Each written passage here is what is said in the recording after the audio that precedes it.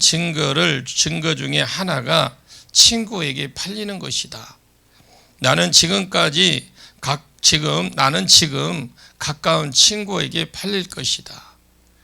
나는 메시아다. 유월절 어린 양으로 와서 가까운 친구에게 팔려서 너희 죄 문제를 해결하고 새 언약을 이루는 분이다. 이 말을 해주려고 오늘 밤 너희 중에 한 사람이 나를 팔리라 하니까 제자들이 유월절의 그 포인트를 완전히 놓쳐버리고 예수님 우리 중에 하나에게 팔려 어느 사람이냐, 너냐, 나냐, 여기에 매여서 밥맛도 떨어져 버리고 유월절 의미도 그들 잊어버리고 계속해서 주님 한 사람 한 사람을 묻습니다. 주님, 냅니까? 난 아니지요. 냅니까? 전부 다 이러고 있습니다. 그래서 예수님이 딴소리 그만하고 나는 이 일을 위해서 우연히 가는 것이 아니라 하나님이 예정하신 것 중에 이루는 중에 하나다. 너희가 이 유월절날 내가 죽음으로 인하여 너희가 죄사함을 누릴 것이고 너희가 새 언약의 삶이 예레미야 31장 31절에서 34절에 있는 새 언약이 내 언약이 될 것이다.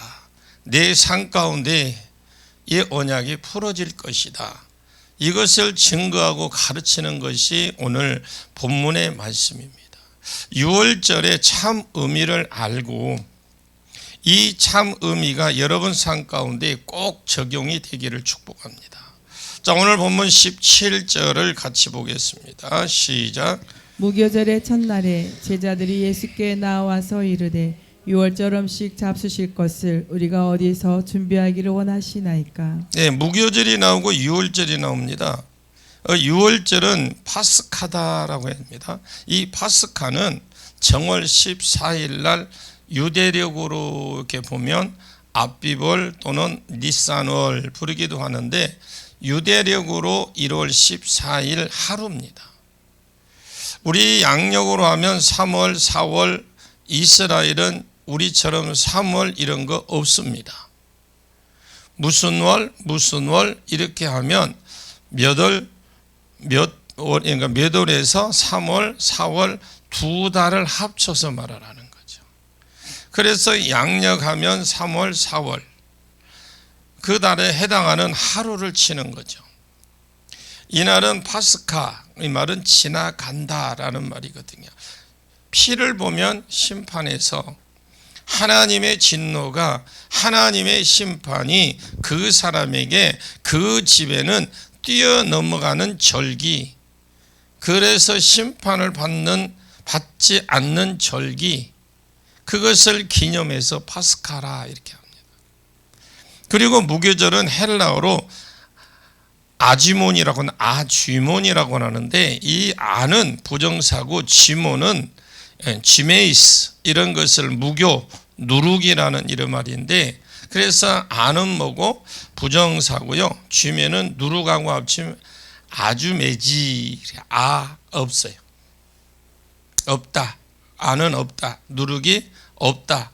그런데 이게 복수로 되어 있으니까 그래서 누룩을 없는 날들 이것을 정월의 15일부터 14일이 6월절이라면 15일부터 약 21일 21일까지 7일간 지키기 때문에 21일까지 7일부터 21일까지 15일부터 21일까지 아주멜입니다. 그래서 6월절은 하루고 심판을 뛰어넘는 절기는 하루고 그리고 무교절 하루가 아니라 일주일이 완전수라면 앞에서 계속해서 무교절의 삶을 사는 것이죠. 즉 어린 양 예수 그리스도의 피로 구원받은 성도, 심판을 뛰어넘고 구원을 받은 성도가 이제 어린 양 예수 그리스도의 무음하신 그 예수 그리스도로 말미암아 계속해서 흠없는 삶을 살게 될 것의 모형이 유월절과 무교절입니다. 그런데 유대인들은 이 두 가지를 섞어서 불렀어요.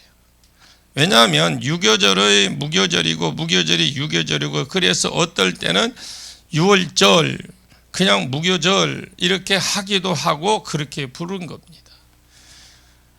그래서 무교절 첫날에 제자들이 예수께 나와 이르되 유월절 음식을 잡수실 것을 우리가 어디서 준비를 하기를 원하십니까? 이렇게 물었죠. 유월절 음식은 주로 4개거든요. 무엇을 먹겠습니까? 어린 양을 먹습니다. 그리고 무교절이니까 무교병을 먹어야 됩니다. 무교병은 누룩이 없는 떡이니까 어쨌든 무교병이 있어야 되고, 양, 무교병, 포도주, 쓴 나물이 들어가죠. 자, 이런 유월절 음식을 어디서 먹었으면 좋겠습니까? 하고 물었습니다. 그 당시에 유월절은 3대 절기 때는요, 전부 다 예루살렘에 와서 지키게 되어 있습니다. 신명기 16장 16절에 예루살렘에 와서 절기를 지키고 올 때 공수로 오지 말고 이런 것들이 있습니다. 어쨌든 예루살렘에 유월절을 지켜야 되는데, 외국에 있는 그 유대인들이 다 경내에 살던 모든 저 위에 하맛 어귀에서부터 유대 광야까지 모든 사람들이 그 예루살렘 안으로 다 몰려왔기 때문에 그때 당시 유월절이 되면 예루살렘에 150만 명이나 되는 사람들이 그냥 모였어요. 그냥 사람 반, 땅 반, 사람 반이에요.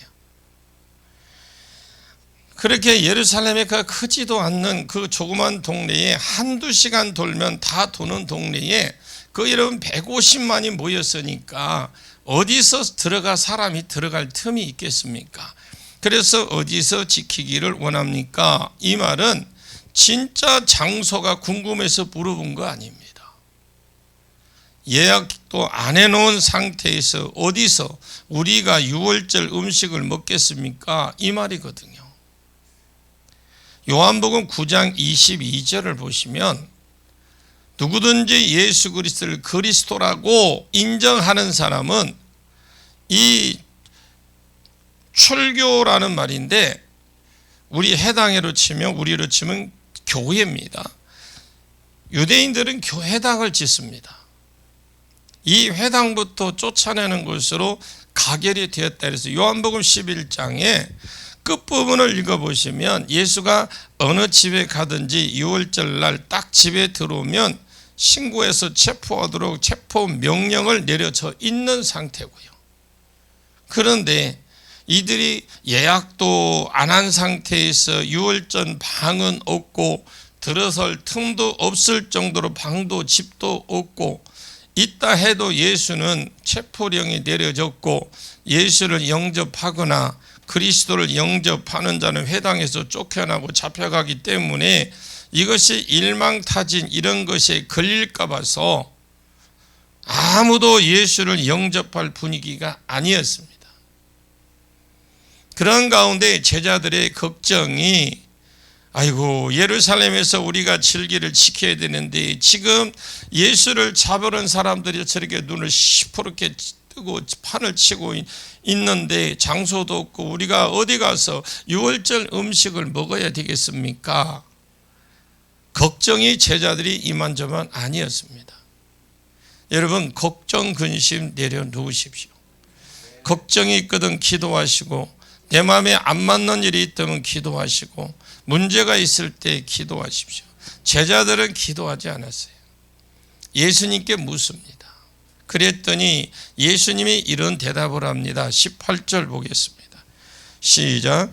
이르시되 성한 아무에게 가서 이르되 선생님 말씀이 내 때가 가까이 왔으니 내 제자들과 함께 유월절을 내 집에서 지키겠다 하시더라 하라 하시니.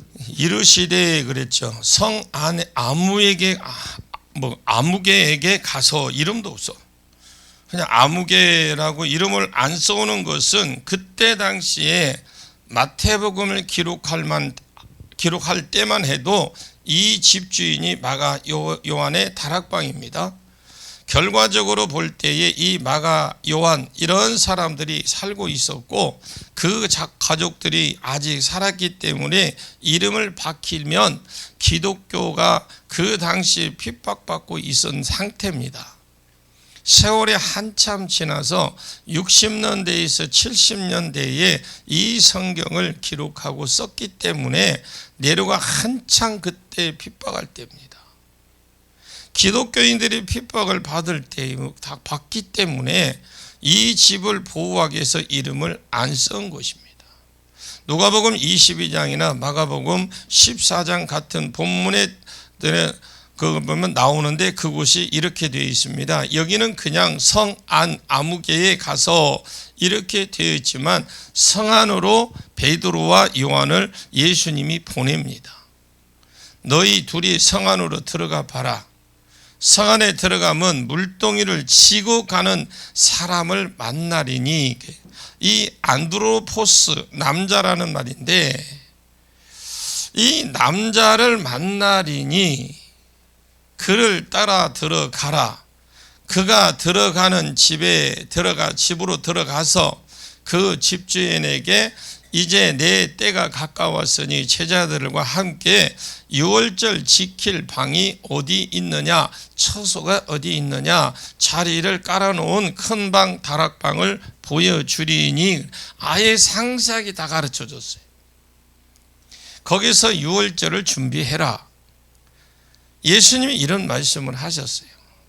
이스라엘은 여러분이 지금 이스라엘 자체는 남자들이 물동이를 안 집니다. 아닙니다. 옛날에 우리나라도 물동이 누가 들고 다녔습니까? 여자분들이 거의 이고 다녔어요. 이스라엘도 요한복음 4장에 보시면 수가성 여자가 물도로 왔습니다. 창세기 24장에 니부가가 물도로 왔습니다. 그런 것처럼 이 물을 이고 다니는 것은 여성의 역할이었어요, 당시에. 그런데 어쨌든 내가 성문에 들어가면 특이하게 남자가 물동이를 이고 가는 사람은 보게 될 것이다. 그러면 여러분 가면은 쉽지요.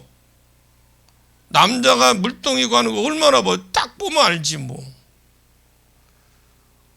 그런데 보게 될 것이다. 금방 티가 나죠. 남자가 물동이 이고 가니까. 그래서 그 사람을 따라서 그 집에 들어가면 그 집주인에게 예수님의 때가 가까웠다고 한다. 함께 유월절 잡수실 방을 준비해라. 그러면 줄 것이다. 아멘입니까? 자, 지금 제자들이 아까 기도 안 하고 뭐 했어요? 근심 걱정했어요.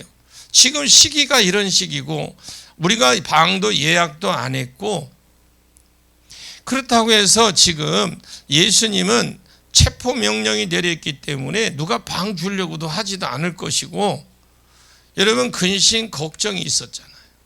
여러분은 문제가 있습니까? 기도하십시오. 피곤합니다. 문제가 있고요. 어떤 내가 해결하지 못한 그런 어떤 문제에 잡히면 사람 피곤하고 기도할 시간 없어요. 환경만 더 바빠지고 분주해집니다. 제쳐놓고 기도하십시오. 우리가 금요일 날 말씀 들었잖아요. 히스기야가 그랬잖아요. 세상 것 의지해가지고 해볼 것 다 해보고 하다가 안 되니까 이건 안 되는구나. 또 이건 안 되는구나. 그러면서 일이 터지고 저리 터지고 일이 터지고 하다가 하나님밖에 이걸 해결해 줄 분이 없구나. 그런데 하나님은 뭐하고 계셨느냐? 야, 내가 이렇게 예루살렘은 앞으로 이렇게 해놓고 이렇게 복을 주려고 지금 생각하고 있는데, 이 히스기야는 딴 생각하잖아요. 그런데 히스기야가 정신을 차리고 고개를 좌우로 흘리면서 주님 찾으니까 준비하고 있는데 기도하니까 어때요? 그냥 좋다고 하세요. 응답이 왔어. 안 들어보신 분들은, 보내줘도 안 들어보신 분들은 손해요. 하나님 은혜가 여러분들이 들으시길 바랍니다. 여러분 기회가 이렇게 들을 때도 그렇게 많지 않습니다. 그리고 이렇게 꼬장꼬장 해주는 목사도 그렇게 많지 않을 겁니다. 이렇게 하려면 여러분 시간이 얼마나 투자를 해야 되고, 얼마나 거기에 진짜 책하고 그냥 코, 눈 받고 있어야 되는지 여러분이 아실 겁니다. 여러분들이 기회가 있을 때 들으십시오. 보내줄 때 들으시고 보시기를 축복합니다. 금방 티나. 남자가 물동이고 하는데. 그런데 본문을 한번 보십시오. 이르시되 성 안에 아무개 가서 이르되 하라. 내 때가 가까이 왔으니 내 제자들과 함께 유월절을 내 집에서 지키겠다 하더라 하라. 이르되 하라. 이 말이 부정과거로 되어 있거든요. 한번 이루어질 것이라 이면 하게 되면 이루어질 것이라고 하는 거죠. 여러분이 기도하면 응답이 됩니다. 과거에 어느 한순간 딱 되어지는 거 아니면 한 번 딱 되어지는 거 그런 걸 말하는 거예요. 여러분 여러 번 반복되지 않는 것을 말할 때 부정과거를 씁니다. 그런데 여기에 부정과거로 쓰였는데 제자들의 걱정이 뭐냐? 아니 지금 이 예루살렘이 150만 명이나 조그마한 동네에 모여 있는데 어디서 유월절을 우리가 예비하고 먹을 거냐? 예수님이 그리스도를 인정하면 잡혀가고 체포령이 내려져서 함께 고난을 당할 건데 누가 당신을 영접하겠습니까? 아무리 생각해도 우리는 들어가서 먹을 곳이 없습니다. 그러면 어디 배단이나 아니면 외곽 지역이나 이런 감남산에서 우리끼리 그냥 먹을까요? 이 말도 지금 여기에 포함이 되어 있어요. 그런데 예수는 그것 가지고 무엇을 걱정하느냐? 성 안에 그냥 들어가 봐라. 물동이를 든 남자가 지나갈 것이다. 눈에 확 뜨인다 이 말입니다. 네가 너희들이 걱정 안 해도 되니까 들어가 봐라. 아멘입니까? 그 사람 그리고 따라가 봐라. 그 사람 따라가서 주인에게 이 말을 해라. 우리 선생님 때가 다 되셨다고 한다. 우리 선생님 너희 집에서 유월절 함께 먹고 마시고 싶다고 한다. 이 마지막 유월절 너희 집에서 지키고 싶단다. 그러면 벌써 자리를 깔아 있는 큰 다락봉을 내놓을 것이다. 분명히 먹으려고 그 자리를 폈다라는 겁니다. 그 다락방 말도 안 하고 내줄 것이다 그랬거든요. 예수님은 따라합니다. 예수님은 참 여유가 있으시다. 당신이 지금 뭐하러 가는 길입니까? 지금 십자가에 지으러 가는데 여유가 있고 그 숨은 일꾼들이 있습니다. 내가 여기 내 때가 가까웠다 이 말은 헬라어로는 카이로스, 크로노스는 그냥 시간, 일반적인 시간을 말하고요. 예를 들어서 밥 때, 아침 때, 점심 때, 저녁 때, 잘 때, 아플 때 이런 거를 크로노스라고 하는데 그런데 카이로스는 하나님이 딱 정해놓은 어떤 특별한 때 우리가 흔히 여호와의 날 그러죠. 하나님 역사 가운데 개입하시는 날 그런 때를 카이로스라고 합니다.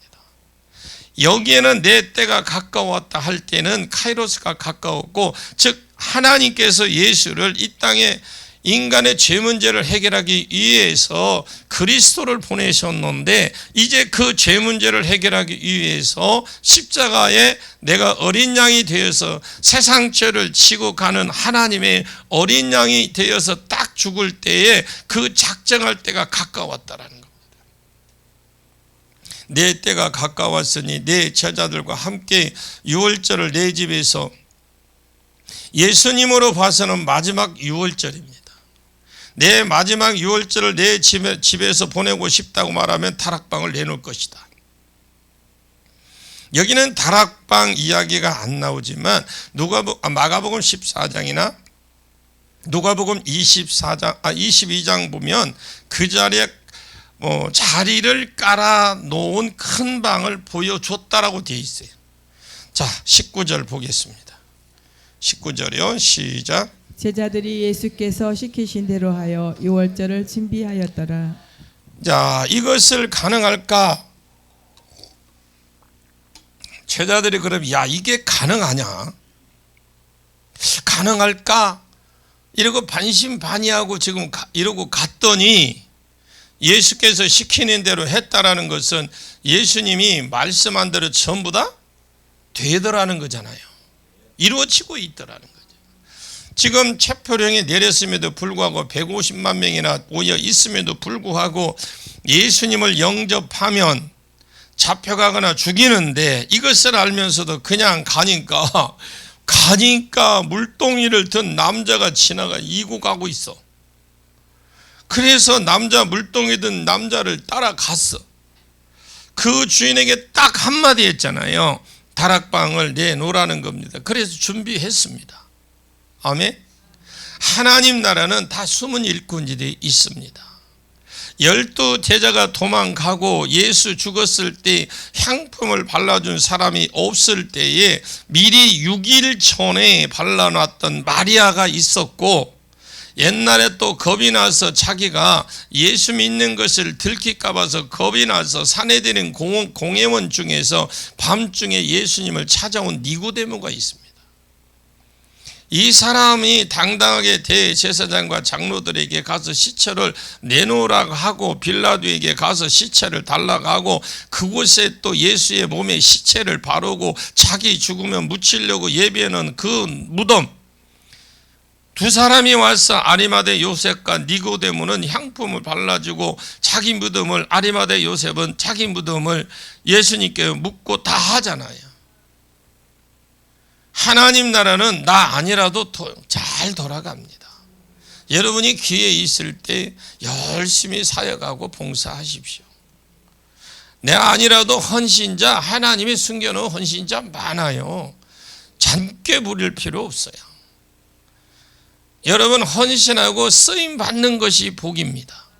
하나님 나 없으면 안 돌아가고 우리 교회 나 없으면 안 돌아가고 그렇게 생각하지 마십시오.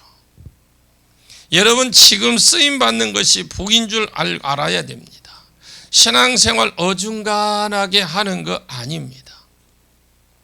여러분 쓰임 받는 것이 복입니다. 사명이 복이라 이 말이에요. 그게 나중에 마가의 다락방이 이 주인은 하나님이 끊임없이 이 집 가운데 은혜를 베풀어 주시는 걸 봅니다. 여러분 이런 복을 받으십시오. 마가 요한이 사도 바울의 제자가 되죠. 밤빌리아 가서 뺑소니 친 사람, 그 사람이에요. 이 사람 때문에 바나바가 챙기자 하고 바울은 안 된다고 싸우다가 결국 이 두 분이 나눠졌잖아요. 그런데 나중에 세월이 지나서 디모데 후서를 우리가 읽어보면 마가 요한을 내게 보내라, 저가 내게 유익하다 하면서 마가 요한을 찾잖아요. 한때 바울의 신기를 건드리기도 했지만 하나님이 은혜를 베풀어서 하나님 나라에 없어서는 안 될 아주 중요한 인물이 되고 그 과정을 하나님이 두고두고 사용하십니다. 하나님의 교회로 지금 이 사람들이 다락방을 찾아가서 방문을 합니다. 이 이스라엘 가면 여기 방문 안 하는 사람 없어요. 다 그곳 마가의 다락방 들려봐. 크지도 않아. 2층에 있어요. 여기서 120명 진짜 어떻게 있었을까? 아주 그냥 깝깝해. 그냥 하기야 뭐 기쁨의 교회에서 그때도 그가 200명씩 물고 있었는데 근데 하루 이틀도 아니고 언제 성령이 내릴지도 모르는데. 자, 20절에서 21절 보겠습니다. 시작. 저물 때 예수께서 12 제자와 함께 앉으셨더니 그들이 먹을 때에 이르시되 내가 진실로 너희에게 이르노니 너희 중에 한 사람이 나를 팔리라 하시니. 자기 성경 같으면 여기 저물 때를 적어 놓으십시오. 이때가 정월 14일입니다. 딱 6월절이 시작되는 시점. 왜냐하면 유대인들은 저녁이 되고 아침이 되니 그러죠. 이는 첫째 날이라 우리는 아침에 해가 뜨면 하루가 시작되고 이렇게 하는데 유대인들은 달라요. 저녁 때부터 하루가 시작이 됩니다. 예수님은 정월 13일 오후부터 모여서 식사하고 교제하는 거 했던 것 같습니다. 왜 그러느냐? 14일 날 깊은 밤에는 예수님이 겟세마네에 가서 잡히기 때문에 그렇습니다. 딱 저물 때에 진행되고 있는 6월절 식사가 거의 마무리가 되었을 때입니다. 그래서 저물 때에 예수께서 12 제자와 함께 앉으셨더니 이 앉으셨더니가 비스듬히 여러분 보면 이렇게 양탄자 같은 깔아놓고 비스듬하니 먹고 그러잖아요. 이걸 가르쳐 그 나라는 식사라는 건 아무나 하고 안 합니다. 우리는 지나간 사람이 있으면 조금 알든 모르든 밥 먹을 때 되면 막 와서 이렇게 하죠. 그 사람들 그게 식사는 그들에게 교제입니다. 그래서 오른손으로 이렇게 해서 손으로 빵을 찢어서 초에다 찍어 먹거든요. 저물 때에 예수께서 제자들이 함께 앉으셨더니 그들이 먹을 때에 이르되 내가 진실로 너희에게 이르노니 너희 중에 한 사람이 나를 팔 것이다. 아예 예수님 폭탄 선언을 해버립니다. 너희 중에 한 사람이 나를 팔 것이다. 예수님이 예루살렘에 올라가면 팔릴 것이다. 십자가에 죽는다. 부활한다. 이런 소리 많이 했어요. 마태복음 26장 2절에 이 말이 네 번째라고 우리 앞에서 배웠습니다. 너희도 아는 바와 같이 몇 번을 말했기 때문에입니다. 이틀이 지나면 6월절이라 인자가 십자가에 못 박기 위해서 팔릴 것이라고 예언을 하셨고 실제로 14절과 15절에 가룟 유다가 벌써 제사장에게 찾아갔죠. 예수를 넘겨줄 테니까. 근데 이들이 그때 6월절이라고 소동이 일어날까봐 예수를 안 죽이기로 했는데 이 가룟 유다가 찾아가는 바람에 그냥 진행이 돼버렸잖아요. 얼마 줄래? 은 30 줄게 이렇게 해서 벌써 계약이 맺어졌어.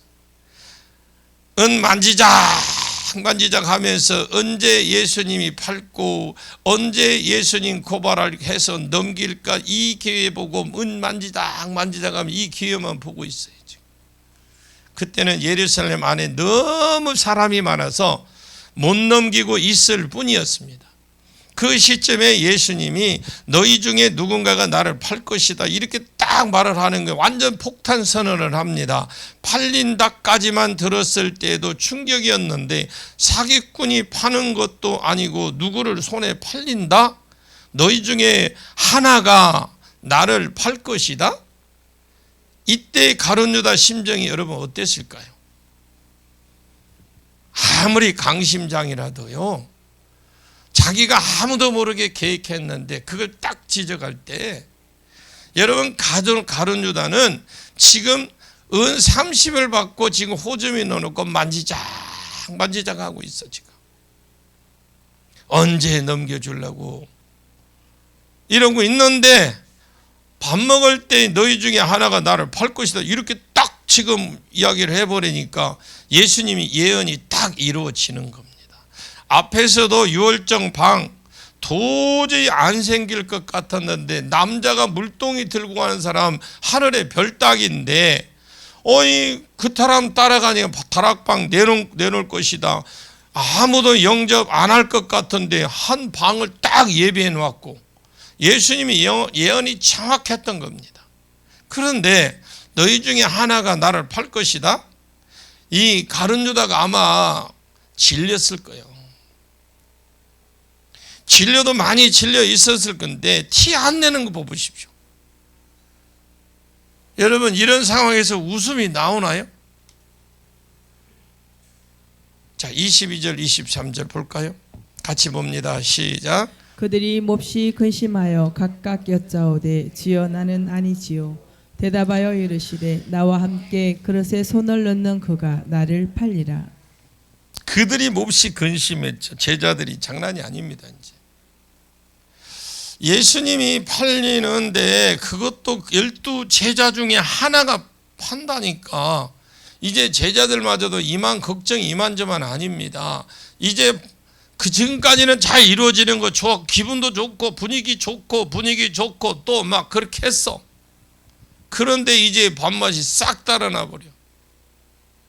음식이 코로 가는지 입으로 가는지 6월절이고 뭐고 지금 아무 생각이 완전히 비어버린 거예요. 오직 제자들 머리에는 드는 생각은 누구냐? 누구? 정숙이야? 누구? 아니 묻는 거예요 지금. 여러분 이 상황을 잘 보십시오. 저는 이 상황을 한번 전개를 혼자서 눈 감고 한참 해봤습니다. 야 누구냐? 그래 각자가 이런 말을 했다고 했거든요.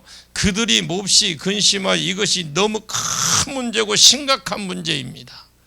그래서 한 사람 한 사람 이렇게 물었습니다. 선생님 주여 저는 아니지요. 옛날 성경에는 내니까 이렇게 되어 있거든요. 주여 내니까 나는 아니지요. 선생님 설마 나는 아니겠죠. 계속 이렇게 물었어요. 그런데 예수님이 누가 팔 것인지 끝까지 대답을 안 해주셔. 22절에 근심하여 각각 여짜오되 주여 나는 아니지요. 예수님이 대답했습니다. 대답하여 이르되 나와 함께 그릇에 손을 넣는 그가 나를 팔리라. 이게 무슨 말이냐면요, 당시를 우리가 생각을 해봐야 돼. 유월절하면 무교병을 먹습니다. 그런데 여기에 어린 양에 대해서 언급은 전혀 없는 것을 보니까 이 유월절에 예수님의 예수님의 양은 아직 안 잡은 것 같아요. 양 잡는 시간 13일 오후 3시 양을 잡습니다. 그런데 양을 잡아서 삶고 이럴 시간이 벌써 예수님은 무교병하고 뭐고 잡수고 있었어요. 그 전에는 시간이 되기 전에 양을 못 잡습니다. 양을 잡으라는 시간이 딱 있습니다, 여러분. 그런데 딱 그 시간에 오후 3시에 그 시간에 예수님이 십자가에 달려 있을 딱 그 시간이거든요. 제가 앞에서 지금 꼬장꼬장 이렇게 잘 여러분이 초박초박 해주는 게 있어요. 왜 그런지 예수님이 지금 양을 안 잡거든요. 그 시간대 양을 잡을 그 시간 3시에 예수님이 십자가에 달립니다. 양이 자기 자신을 상징하니까 실제인 자기가 죽을 것을 내다보시고 양은 그냥 뺀 것 같아요. 그냥 무교병만 이렇게 잡수시고 계셨는데 이 무교병은 누룩인 이스트가 전혀 안 들어갑니다. 그러니까 맛이 전혀 없어요. 맛이 없는 것을 그럼 어떻게 극복하느냐? 저도 이스라엘에 먹어봤는데 이것을 사람들이 왜 먹는지 제가 생각을 해봤어요. 도대체 이걸 왜 먹냐 하고 이제 도대체 뭔가 싶어서 그냥 이게 무교병이랍니다. 하나님 그러면서 감사도 기도도 그걸 내놓고 이빠이 기도해놓고 먹는 게 이게 감사가 안 나오는 거예요. 딱 먹는 순간에 감사가 안 나와. 내가 이스라엘 가면 꼭 그거 사올게요. 한번 먹어보시오. 누가 가거든 사오든지. 목에 넘어가야 먹지. 이게 찍어서 커피 맛으로 먹든지 아니면 물에 타서 그냥 약간 녹여서 그냥 넘어가게 하든지 하여튼 맛이 없는 이 무교병을 어떻게 먹느냐. 이들은 과일을 좀 이겨서 식초 이런 것에 탑니다. 타서 소스를 만들어서 거기 찍어 먹습니다. 비스듬히 누워서 맛이 없는 것을 먹으면서 그냥 소스 맛으로 먹고 있어요. 그런데 이 소스통에 한 사람 한 사람 자기 것을 다 주었단 말이에요. 소스통에. 그러니까 소스통 하나면 지금 나와 함께 그 손을 넣는 자가 나를 팔리라 이렇게 했으니까 소스통이 딱 하나면 예수님이 푹 찍을 때에 지금 가룟유다 손이 딱 있었던 거예요. 그 말 하실 때. 아니면 베드로 손이 딱 담겨졌다 그러면 저 사람 할 것인데 전부 다 어떻게 자기 소스통이 있으니까 각자 이 말은 지금 누군가가 동시에 담근다 그 말이 아니고 그냥 너희 중에 있다 이 말이에요. 복잡하게 생각할 거 없어요. 그냥 너희 중에 있다라는 거잖아요. 그러니까 누군지 국 찍지는 않았습니다. 왜 이렇게 국 찍지는 않았을까요? 예수님 목적을 아세요. 예수님의 목적, 죄인들을 들춰내서 쿡 찍는 것이 목적이 아닙니다. 예수님이 어떻게 예언하셨는지 알면 우리의 예언 스타일이 달라질 거예요. 예수님은 뭔가 쿡 찔러서 이야기하지 않았어요. 많은 사람들이 예언하고 사람을 찌르고 사람을 깎아내리고 그 사람들의 죄를 끄집어내 들춰내서 자기 사람 만들어. 거기에 속지 마십시오. 지금 이번 기회에 제가 잘 설명할 테니까 잘 들으십시오. 이런 식으로 예언하려면 그만둬야 돼. 입 다물든지 아니면 위로가 되고 권면하고 위로되고 덕이 되고 한다면 고린도전서 14장 3절에 있는 신약의 원리대로 세워주고 덕이 되고 유익이 되면 해 주십시오. 베드로가 주님을 부인했을 때 다른 사람은 몰라도 주님은 아셨습니다. 누가복음 22장 61절에 돌이켜 베드로가 부인한 것을 보았다라고 했습니다. 그런데 예수님이 베드로를 찾아와서 갈릴리 바다로 예수님이 찾아왔습니다. 왜? 베드로가 못 찾아오니까 예수님이 찾아가서 새벽에 부인했는데 그것도 새벽에 찾아가서 요한복음 18장 18절에 숯불 앞에서 부인했는데 숯불을 피워놓고 3번 부인했는데 3번 물으셨어요. 베드로야, 네가 나 사랑하냐? 처음에는 아무 생각 없이 대답했습니다. 새벽에 숯불 앞에서 3번, 예수님도 딱 3번 질문을 하셨습니다. 사랑하느냐? 그렇다 하니까 내 양을 쳐라. 왜 여기에 네가 바다에 네가 여기에 처박혀서 다시 낚시질하고 그물질하느냐? 내가 너를 낚시하려고 낚시하고 그물질하라고 불렀느냐? 그러니까 아무도 베드로가 만약에 예수님이 와서 베드로야, 야 이 베이비 같은 사람아, 나를 네가 배신하느냐? 야, 다른 사람은 다 부인해도 너는 그러면 안 되지. 이렇게 했어요. 이렇게 하지 않았어요. 베드로도 처음엔 몰랐으니까 베드로도 나중에 알았습니다. 3번 내가 나를 사랑하느냐 물으신 고로 베드로가 양심에 찔려서 그때 알았다고 그랬어요. 주의 모든 것을 아시오니 내가 겁이 나서 그랬지 주를 사랑하는 줄은 주께서 아십니다. 내 영을 먹이라 그러니 그랬습니다. 아무도 모르게 베드로의 죄를 베드로만 알도록 지적하셔서 그를 다시 사명의 자리로 건져주신 분이 주님이셔요.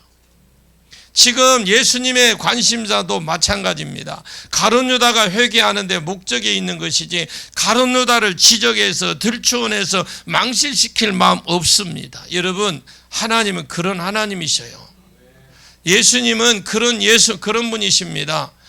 여러분, 하나님을 알면 알수록 담대해집니다.